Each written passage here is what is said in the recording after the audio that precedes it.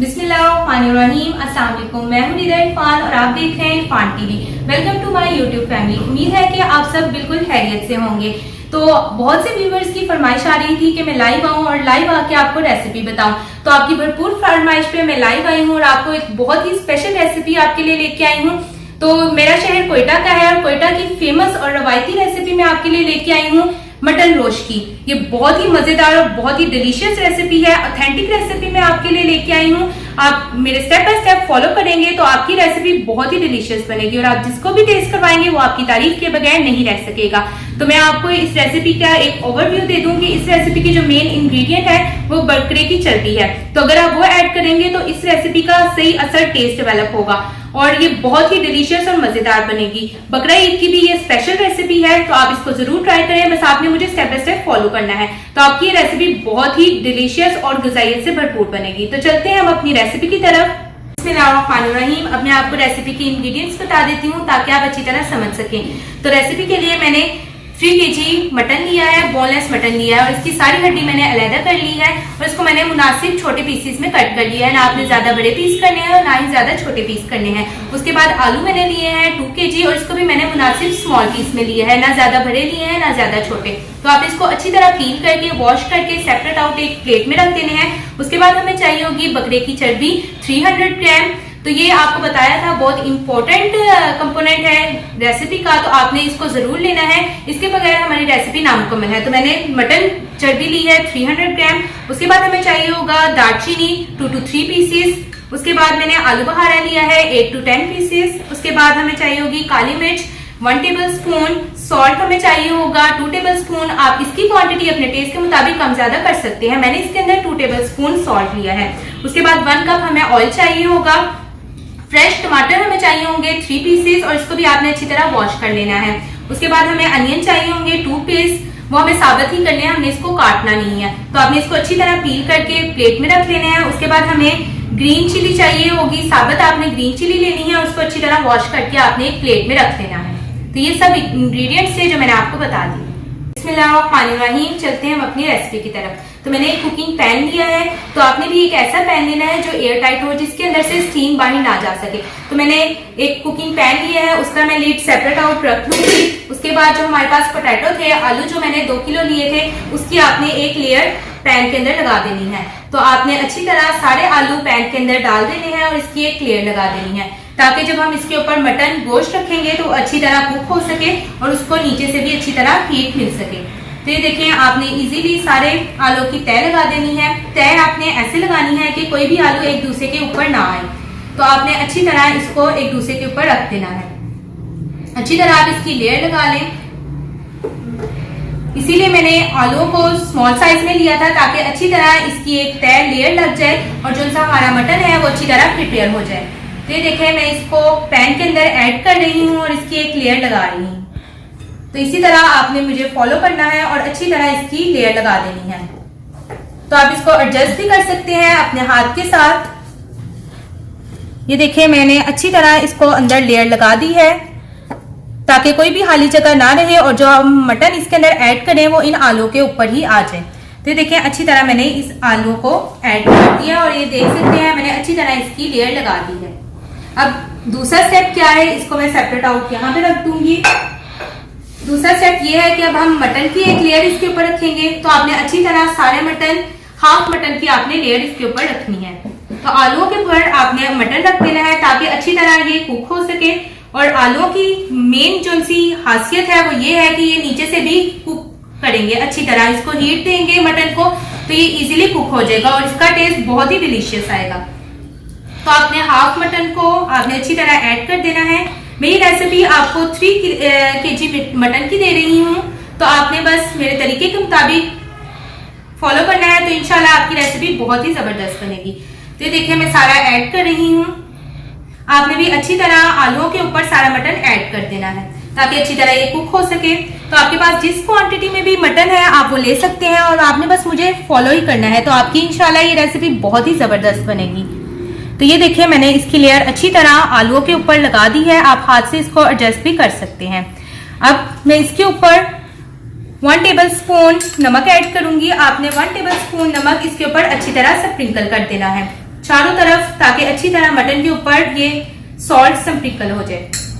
तो उसके बाद अब मैं एक लेयर जो मटन चर्बी हमने ली थी, बकरे की चर्बी, वो इसके ऊपर ऐड कर दूंगी। तो मैंने बताया था इससे ही असल रेसिपी का टेस्ट डेवलप होगा और ये बहुत ही मजेदार बनेगी रेसिपी। तो आपने अच्छी तरह इसके ऊपर मटन ऐड कर देने हैं, मटन की चर्बी। तो ये देखिए सारी मैंने इसके ऊपर लेयर ऐड कर दी है। उसके बाद हम दोबारा मटन की लेयर ऐड करेंगे, यानी कि जो बाकी मटन रह गया था वो मैं अब दोबारा इसके ऊपर ऐड कर दूंगी और एक लेयर बना दूंगी।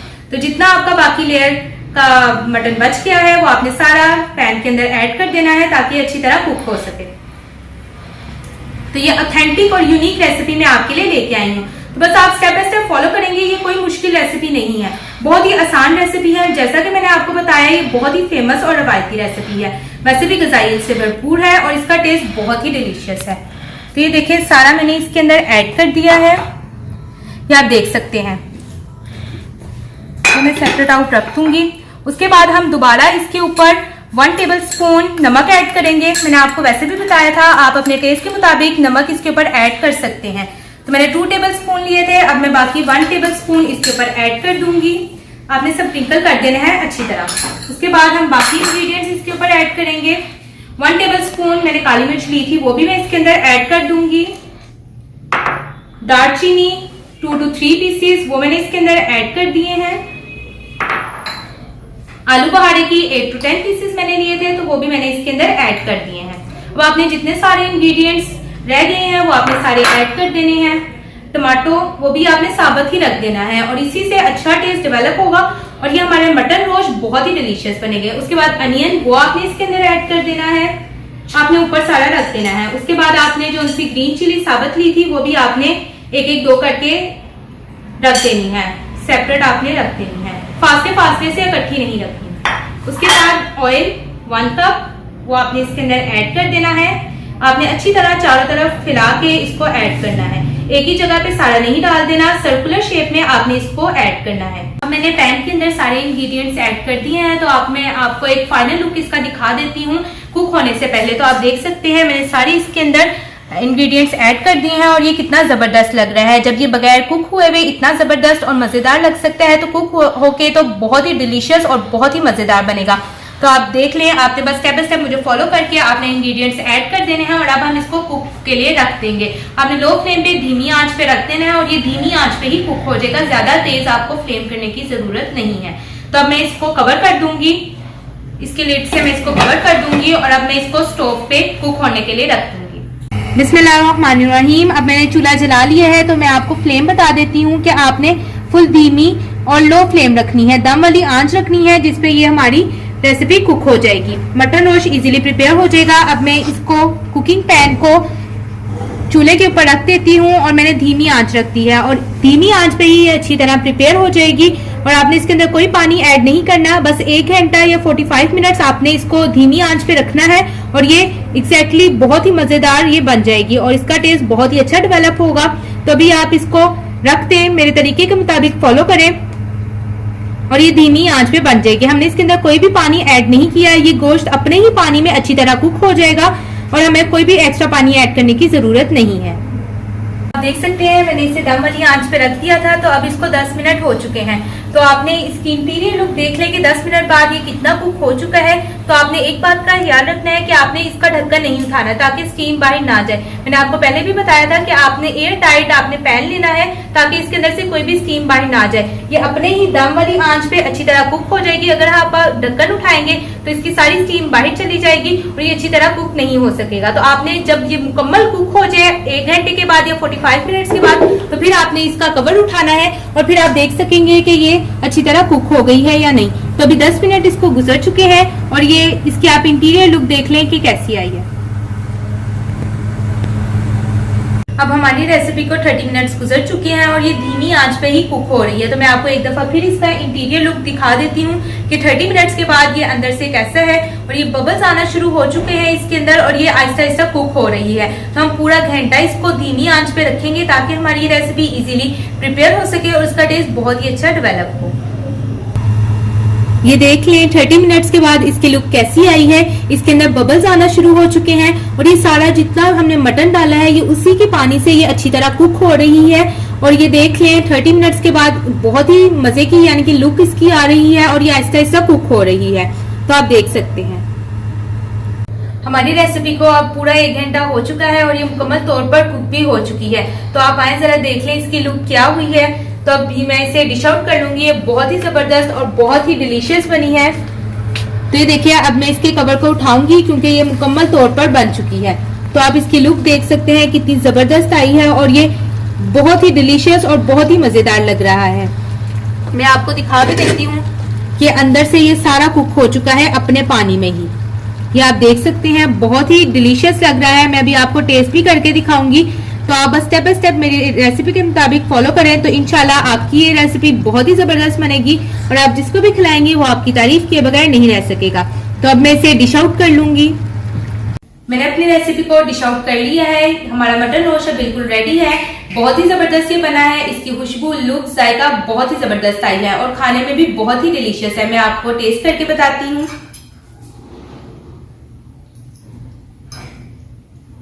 बहुत ही जबरदस्त इसका टेस्ट आया है। जिस तरह कोयटा में सही यूनिक रेसिपी बनती है, ऑथेंटिक रेसिपी मैं आपके लिए लेके आई हूँ, उसी तरह का इसका जायका आया है और बहुत ही जबरदस्त जायका आया है। बस आपने स्टेप बाय स्टेप मुझे फॉलो करना है तो आपकी रेसिपी बहुत ही डिलीशियस बनेगी और आप जिसको भी खिलाएंगे वो आपकी तारीफ के बगैर नहीं रह सकेगा। आप अपने कमेंट सेक्शन में भी मुझे बता सकते हैं कि आपको मेरी ये रेसिपी कैसी लगी। अब अगर आपने इरफान टीवी के चैनल को सब्सक्राइब नहीं किया तो वो भी कर लें और बेल आइकॉन के बटन को भी दबा दें ताकि मेरी आने वाली अच्छी और मजेदार रेसिपी सबसे पहले आपको मिल सके। तो अब रिदा इरफान को इजाजत दीजिए। अल्लाह हाफिज।